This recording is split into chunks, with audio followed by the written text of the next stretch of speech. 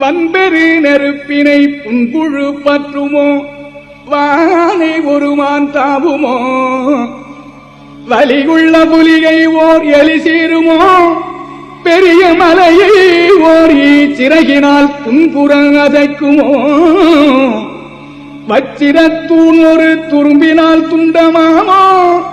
சூரியனை இருள் வந்து சூழுமோ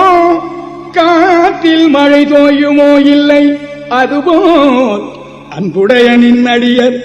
பொன்னடியை உண்ணும் அவர் அடிமலர் முடிக்கணிந்தோர்க்கு அவலமுருமோ